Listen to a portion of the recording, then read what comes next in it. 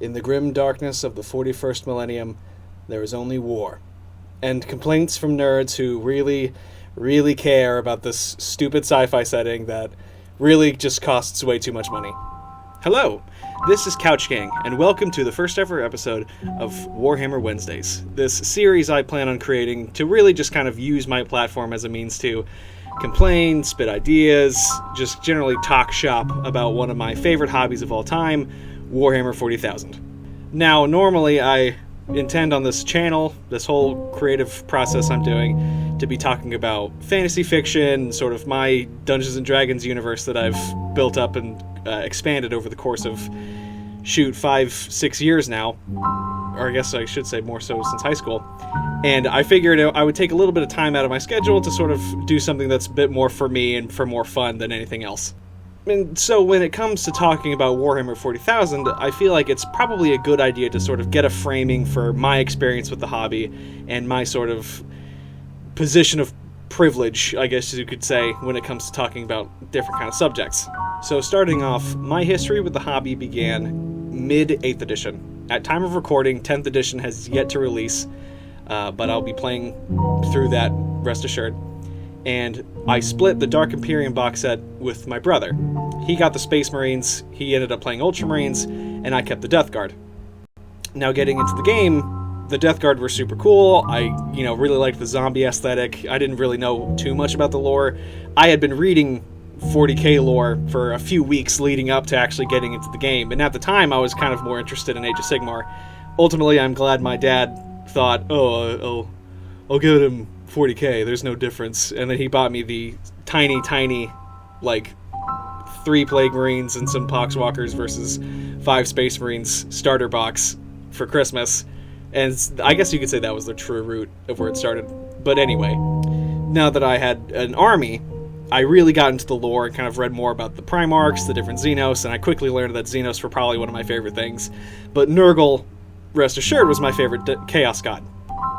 So since starting Death Guard, I then bought Chaos Demons, Nurgle Demons specifically, because I saw them in the Codex and thought, they're a part of the roster, I should buy some. But then I had started a Adeptus Mechanicus army because I wanted an Imperium force, and then that turned into getting Orcs, and then I got Dark Angels because I realized that everyone needs a Space Marine army, and then for a long time it was Death Guard with Demons, Orcs, Adeptus Mechanicus, and then Dark Angels.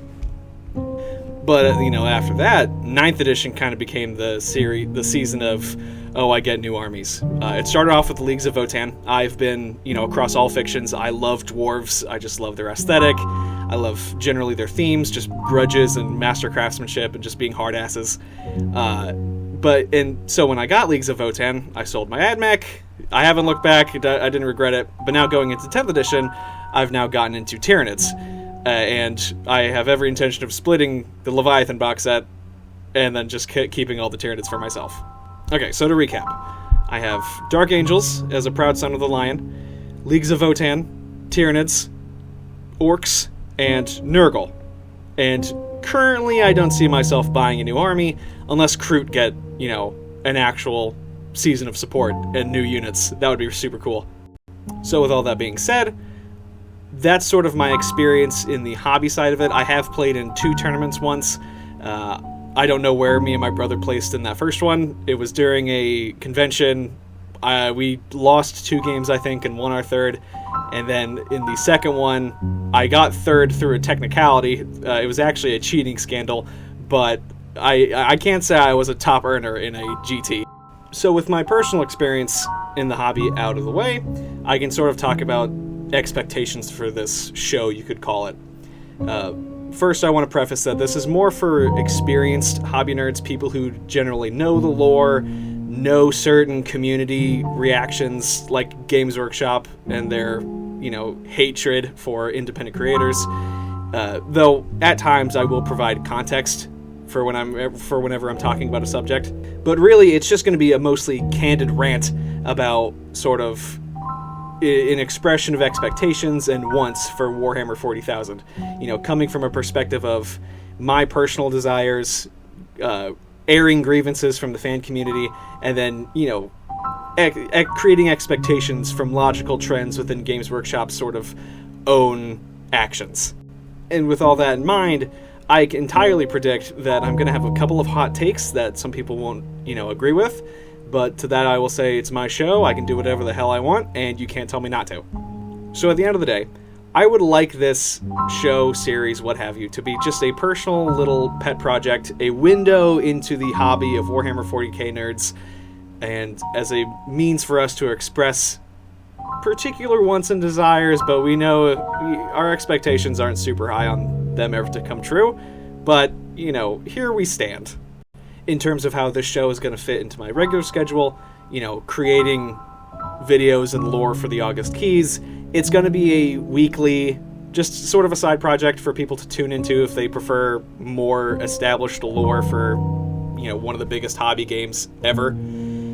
I won't take offense to people watching this more than my other stuff, because at the end of the day, everyone knows what Warhammer is. They don't know what my homebrew is.